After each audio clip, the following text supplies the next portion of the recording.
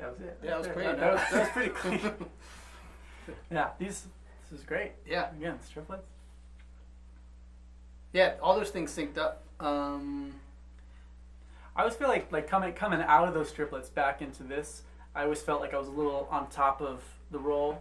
Like I would try to pull back a little bit, and like there was maybe like if I were to get super nitpicky, one tiny little somewhere in there where but yeah, because it's like it is that thing because you're coming off of that like this like it's like that moving train, that's kind of like, oh man, how like subdivide, okay, and then subdivide again, but now you're doing doubles. And you're doing doubles with somebody else. It's like, okay. In a different pulse. In a different pulse, right, exactly. So all of that, this was cool. These were cool. That I thought was also cool, but it was coming into this. And there was actually, I know I did like I had a little boo-boo. Certain things that I know that I play that I don't like, just anytime I feel like I'm about to play it, just don't. Just lay out for a second and give yourself that extra second. Hopefully something new comes to you. That's that professional maturity, though. That definitely comes with just playing a lot, just being reserved. Play pocket, play music, play pocket. That's what I always try to like. That's my mantra when I go in there, even when I'm doing sessions and what have you. Just play pocket, play music, listen first, you know, and then that. Some people are really good at having that innate response to playing new, like just reading a chart. Playing the shit out of it. But it seems like for me, I have to do it 4 or 5 times. Like play the song 4 or 5 times and really get inside the thing and then not read and just internalize it and mentally get inside this thing and listen to it and play and et cetera, and then just kind of let go and then play the music. Have the form and the framework and the hits and the vibe and all that already internalized, so that when you're playing, you're not looking at something. Your focus isn't somewhere else. Right. You're not. Yeah. Your face isn't on the page. Your ears are, because that's what happens with me. It's like my face is now buried in this page, but I'm not really listening to what anybody else is doing. It's like, are we actually really playing music together at this point? And then it's a set.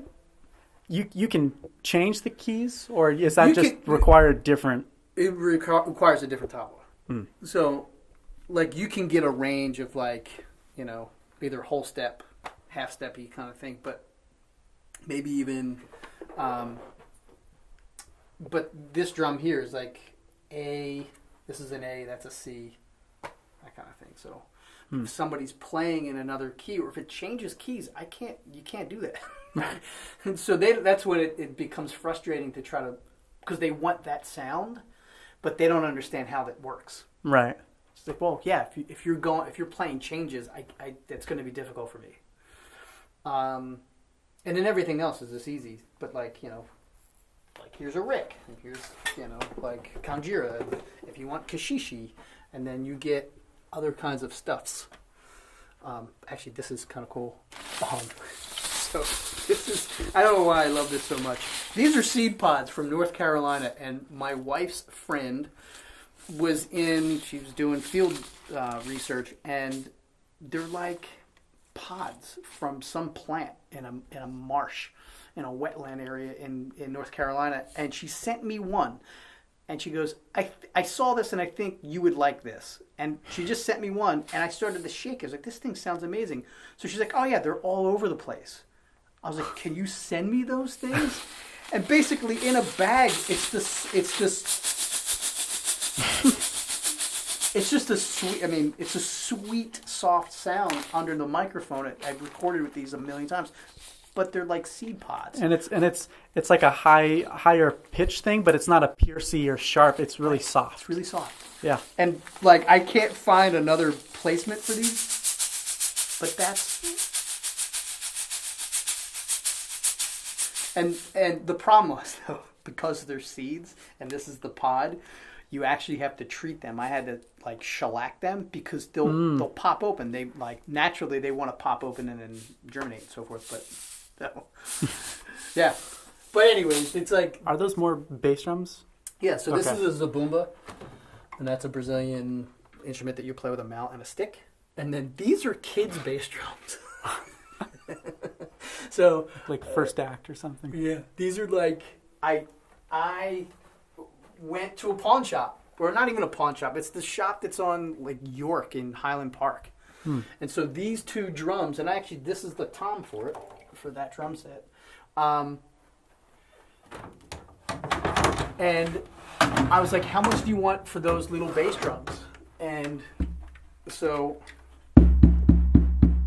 yeah, It sounds cool. exactly. For like, this is cost me like $5. And And it's a nice head though. well, no, that's just material from like Joann Fabrics that I put over top of a head that I had, like an old head. And I wanted it to sound this way. This is like when I do dance classes, they bring this as my bass drum. Wow. Because then this little popcorn snare fits in here with my bass drum pedal. And I just take this and a hi-hat stand. And that's it. It's 3-piece. That's it. And then I'll carry like maybe my djembe on my back. And I just got this other thing that's pretty burning if you're doing dance classes. But this thing is more melodic. It is like this. It's like that steel thing. The steel Oh, band. yeah. Yeah. So it's in the key of G. But then, yeah, so then I use this. But then you don't have to play it. And then you can play all your hand stuff with it. Like all the split hand Indian stuff or not. You just play, or you can play with a mallet. You want to play with a mallet, but there's your home key. Wow. Yeah. So yeah, I'll bring this and a djembe and a frame drum maybe, and then that's it to the dance classes. But then when they want to do like hip hop or tap stuff, I'll bring out that thing. That's so cool. Yeah. That 71 Super Classic, that Ludwig, I got because I didn't have a 22 anymore. I always played 2012 14s, even in the 90s. And so that kit, that black kit over there was my workhorse ever since I was playing whatever, and it's 2012 14. Yeah, that one too, right? That one, but this is like, dude, this is a story. This is a 66 Slingerland. Yeah, so The 2012 16 I had was a 65 Slingerland. oh, nice. Yeah. Yeah, I mean, I was working at a drum shop in high school, and my teacher allowed me to work at the shop, at this drum shop. And so after school, I'd go there and just watch the store while he taught lessons. Long story short, somebody walks through the door and says, "Do you buy used gear?" And I was like, "Technically, no. Well, what do you have?" And he says, "Like, well, my wife used to play drum set, and this drum set has been sitting in her attic for a long time." I was like, sure, bring it in. And he brings this thing in, and it's pristine. It is pristine, dude. Like, everything, original hardware, original heads. Like, I still have the original hardware to this stuff with the leather straps and the bass drum leather strap and the hi-hat leather strap, hardware, etc., with the snare drum. I have a snare drum in there, too. And I'm like, well, how much do you want for it? And he's just like, I don't know, $250. And without like exposing the inner joy and my jaw dropping on the ground, I was just like, let me check. And I go and ask my boss. I was just like, do you think I can have an advance on my paycheck? And he's like, why? What's going on? And I told him, and he's like, yeah, no problem. And yeah, $250. Wow. Yeah. And that's with original everything. And I still have the original heads too. And they're those, I think they're probably the same ones that I had, the original ones, where it's very much a plastic, just white plastic with a Slingerland sticker on it, like Slingerland batter head. Yep. They don't sound great. No. It sounds just like I switched the heads out. Yeah. But man. Yeah, and I love the color too, because it's like this dark blue, almost purple, is what it looks like, and yeah, and they're wide open too. I don't have anything. I love the Slingerland too. the legs off the bass drum that come out the side like that. Mm-hmm. Little poles. Yeah. So I took the top of this A, and it's thin. And I took the top of the other, this I only had the other Zildjian, which is the top of a new beat. And I put them together. And so this has now become my combo for all of everything that I do. But, so then I took, so that was like, these came with that kit for $250. I forgot about that. With hardware and cymbals. And cymbals, yeah. But I don't necessarily like, this is like a little too gongy for me. But one-handed.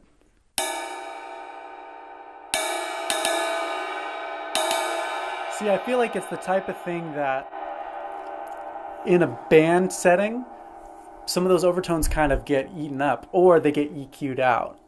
But that attack is like, it's almost got that like 602 kind of vibe. Yep.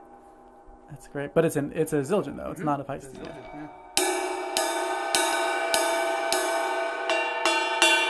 And the bell is strong for the 18, man. Yeah, like, that's a bell right there. Yeah, and I don't know if that's what their ride was, because these were the only cymbals that came with it. So who knows? And then I have one left. So hold on, it's a funny. This is another funny story.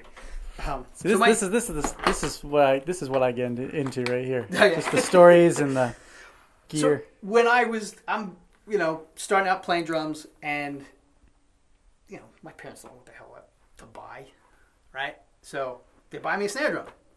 It comes with a bag. Here's the bag. This is what I get. I'm like, 6 years old, whatever. Bag, set of sticks, and this snare drum. And I'm like, snare drum. And I play it because that's all I had. I didn't have a drum set. And so eventually, I was like in 5th grade, my parents were like, all right, I guess you're serious about this thing. We'll buy a drum set. And, you get like the 10-year-old kid, 11-year-old kid drum set. In today's day and age, it'd be crap. But that was my drum set. I loved it. This went away because it was old. It's not shiny and new and all those other fancy things. I start to, get deeper into playing and knowing more about drums and knowing more about gear and that kind of thing. And it wasn't until I was like in my 20s and I'm like, wait a minute, I think I have this old snare drum. And it was like at my parents' house in the attic, and I didn't take it anywhere with me. At that point, I already moved away, and et cetera, et cetera. I'm like, oh yeah, I forgot about I had that snare drum. I think that was like a good snare drum. It was old. It came in an old bag. It's gotta be old. It's gotta be something, right? So I pulled out, and here it is. And I'm like, oh yeah. This is an old 1957 like Ludwig Super Classic or Classic WFL, like bat, blah blah blah with the, it's still like screwed in, et cetera, et cetera. And I'm like, oh yeah, I'm an idiot. Oh yeah, I'm an idiot. And again, this hasn't been tuned, but all the working parts, everything, all the things, it's fine. Like a Roan, I recorded with it, and somebody took a shot of it and put it like on Facebook or some shit. And a Roan, Surfati, goes, "What the hell? Look at that snare drum. When'd you have that snare drum?" I'm like, yeah, this was my first snare drum. Wow. Yeah, and like as a 6-year-old, 7-year-old kid. Yeah, no this idea. used to be white. Right. And obviously in smoke-covered clubs and so forth, they discolored over time. But this was white marine pearl. And so I get the backstory on this and why I only have the snare drum.